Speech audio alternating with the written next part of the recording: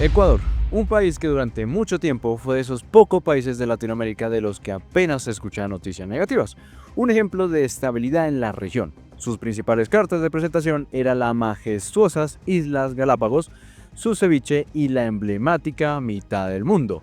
Hoy ese mismo país tiene una tasa de más de 40 homicidios por cada 100.000 habitantes, que se ha cuadruplicado en los últimos 5 años.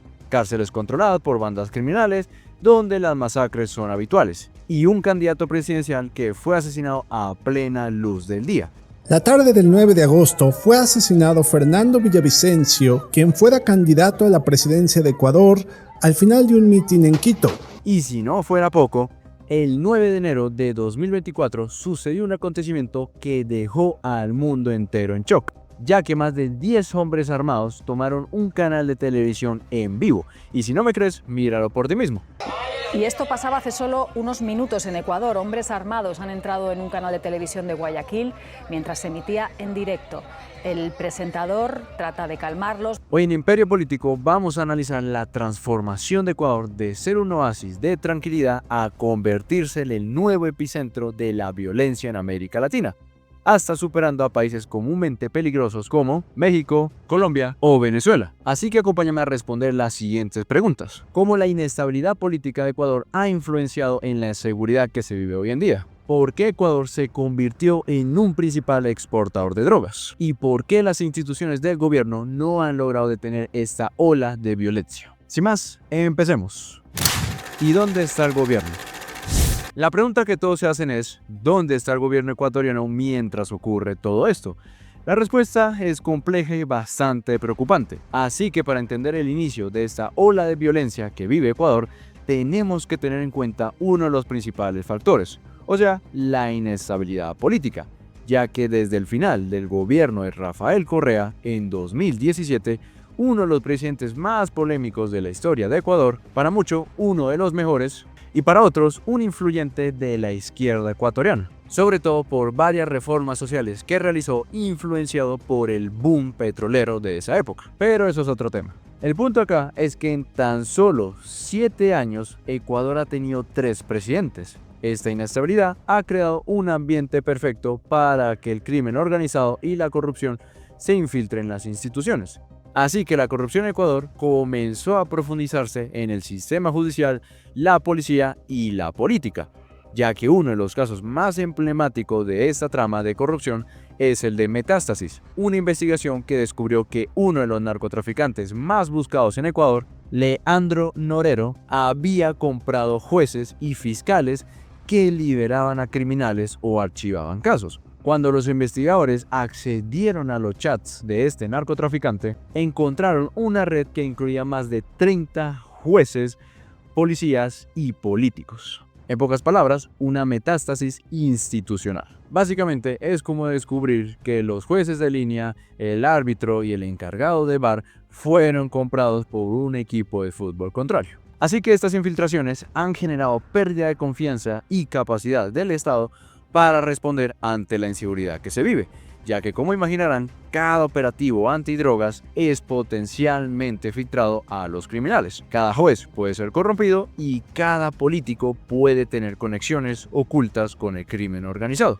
Así que al final del día, las bandas y los narcotraficantes tienen un pie delante sobre el gobierno. Sin embargo, el presidente actual de Ecuador, Daniel Noboa, el cual por cierto acaba de ganar nuevamente las elecciones, en enero de 2024 declaró que Ecuador se encontraba en un conflicto armado interno y desplegó al ejército para combatir a 22 organizaciones criminales calificadas como terroristas.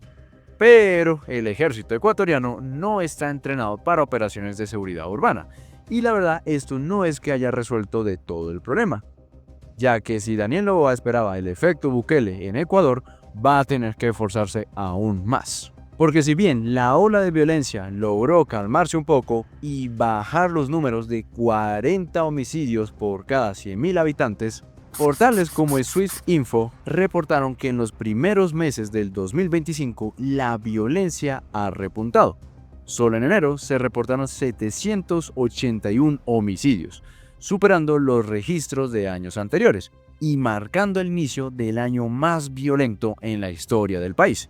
Y si esto no fuera suficiente, todavía nos deja con otro factor que ha influido bastante, y es que Ecuador se ha vuelto un principal exportador de drogas hacia Estados Unidos y Europa. Pero ¿cómo pasó esto? Pues vamos a explicarlo también.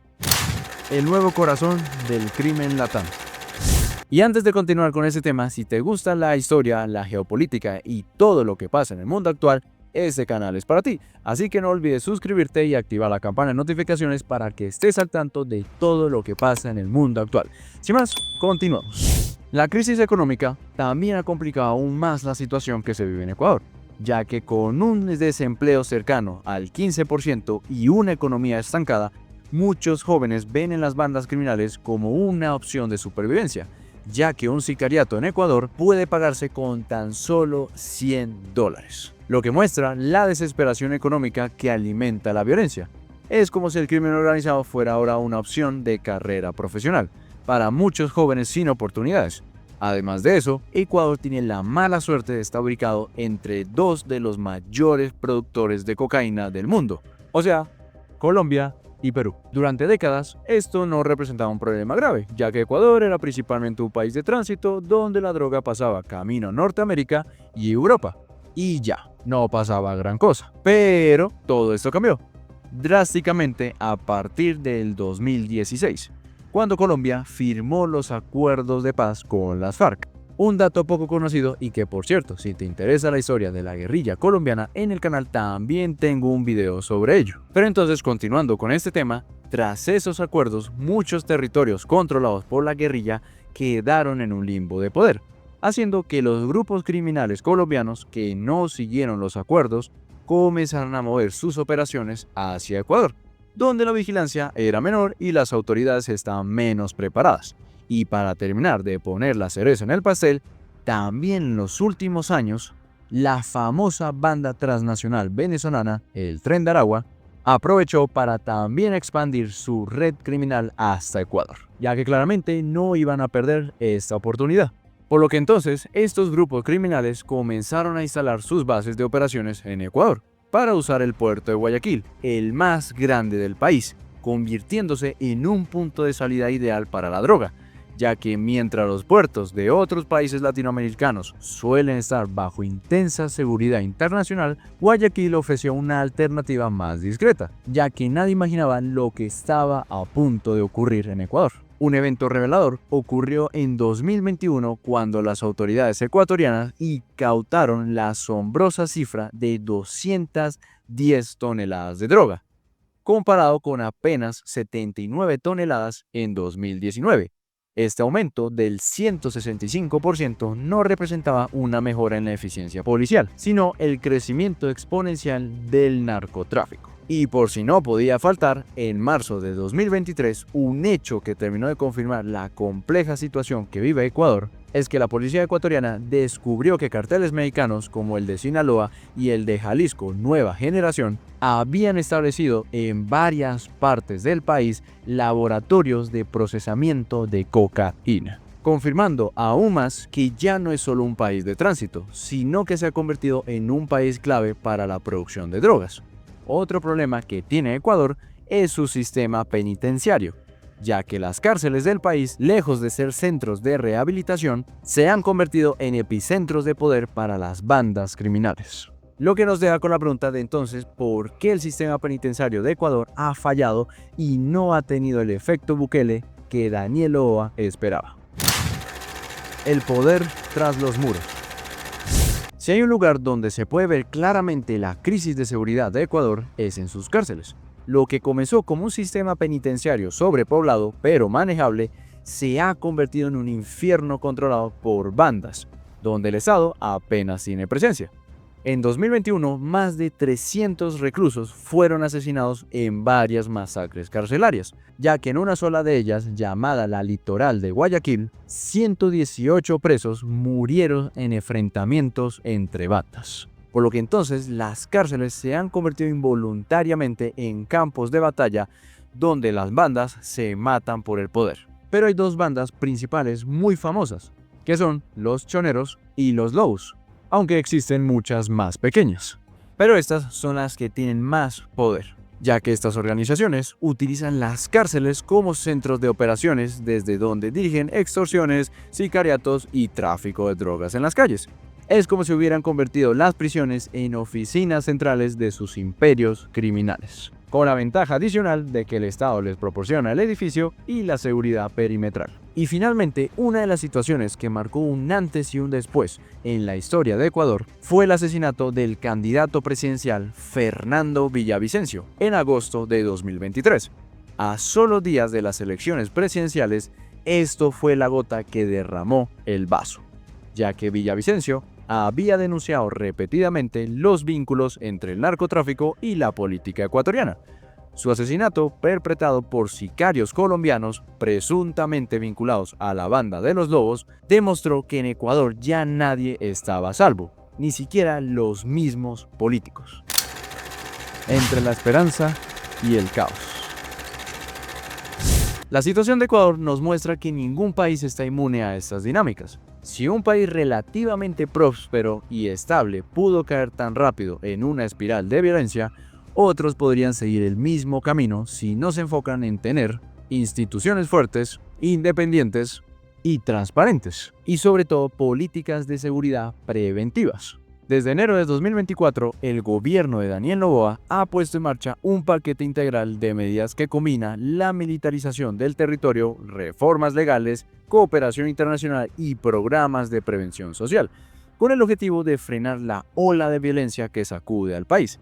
Estas acciones van desde la declaración de un conflicto armado interno, como mencionamos anteriormente, y un estado de excepción nacional, hasta operativos en cárceles y fronteras, así como iniciativas del fortalecimiento institucional y comunitario.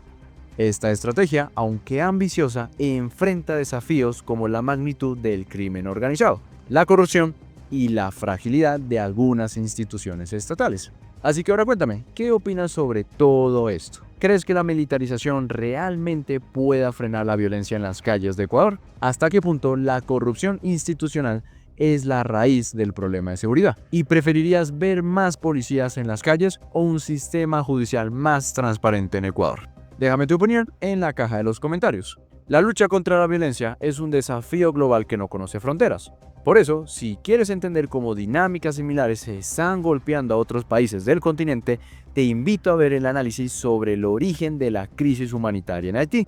Allí explicó cómo factores como la debilidad institucional y el surgimiento de bandas armadas convirtieron un escenario que resuena con lo que hoy vive Ecuador, claramente a un nivel más extremo.